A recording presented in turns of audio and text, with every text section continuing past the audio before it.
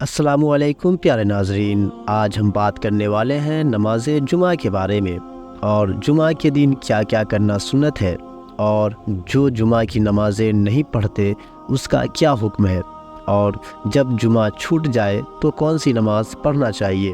تو اگر آپ میں بھی یہ شوق ہے کہ ہم دین اسلام کی باتیں جانیں تو آپ ہمارے ساتھ بنے رہیں، انشاءاللہ آپ کو ہر ایک بات بتائی جائے گی، اور تو اور ہم مسلمانوں پر تو یہ سب باتیں جاننا فرض عین ہے۔ تو چلیے جانتے ہیں کہ جمعہ کے دن ظہر کی نماز کیوں نہیں پڑھتے۔ تو میرے پیارے دوست، جمعہ کی نماز فرض عین ہے، اور جمعہ کی فرضیت ظہر سے زیادہ مؤکد ہے، یعنی ظہر کی نماز جمعہ کی نماز سے زیادہ تاکید آئی ہے۔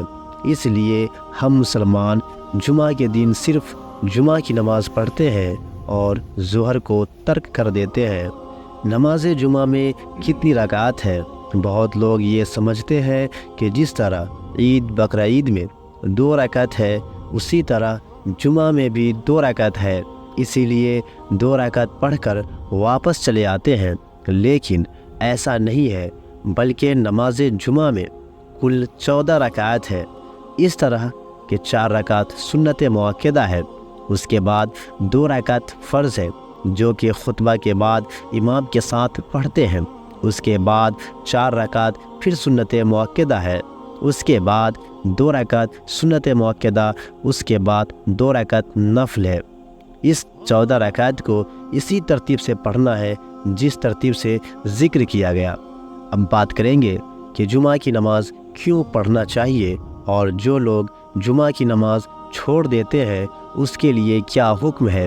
حدیث میں آتا ہے کہ جو 3 جمعہ سستی کی وجہ سے چھوڑ دے تو اللہ تعالیٰ اس کے دل پر مہر لگا دے گا، اور ایک روایت میں ہے کہ وہ منافق ہے اور اللہ سے بے علاقہ ہے، گویا کہ وہ شخص ایسا ہے جیسا کہ اس نے دین اسلام کو پیٹھ پیچھے پھینک دیا۔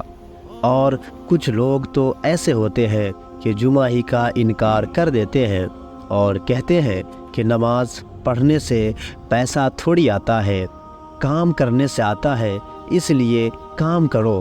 تو کوئی بھی شخص ایسا کہے تو اسے سمجھائیں کہ ایسا بولنا کفر ہے۔ کیونکہ اللہ تعالیٰ قرآن میں فرماتا ہے، یا ایھا الذین آمنوا اذا نودی للصلاۃ من یوم الجمعۃ فسعوا الی ذکر اللہ۔ اے ایمان والو، جب نماز کی اذان ہو جمعہ کے دن تو اللہ کے ذکر کی طرف دوڑو اور خرید و فروخت چھوڑ دو، یہ تمہارے لیے بہتر ہے اگر تم جانو۔ تو میرے پیارے دوست، جمعہ کی نماز کا ثبوت قرآن سے ثابت ہے، اور جو شخص قرآن کی ایک آیت کا بھی انکار کر دے وہ کافر ہے۔ تو پیارے، نماز جمعہ کا انکار نہ کرے اور نماز پڑھے، کیونکہ قرآن سے ثابت ہے۔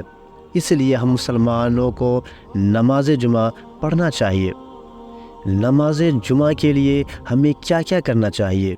تو نماز جمعہ کے لیے پہلے جانا، دوسرا مسواک کرنا، اچھے اور سفید کپڑے پہننا، تیل اور خوشبو لگانا، پہلی صف میں بیٹھنا، یہ ساری باتیں سنت اور مستحب ہیں۔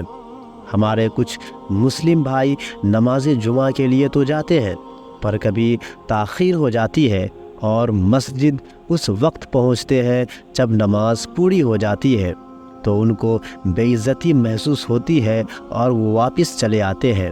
تو میرے پیارے بھائی، واپس نہیں بلکہ جمعہ کے بدلے آپ کو ظہر کی نماز پڑھنا چاہیے۔ تو آپ ظہر کی نماز پڑھ کے آئیں، اس کی عبادت کرنے میں کیا بے عزتی جو عزت و ذلت دینے والا ہے۔ اب میری بات یہیں پہ ختم ہوتی ہے ایک شعر کے ساتھ، کافر تو ترستا ہے تہوار کو، اے مسلمان تو قسمت والا ہے جو ہر ہفتے عید مناتا ہے۔ السلام علیکم۔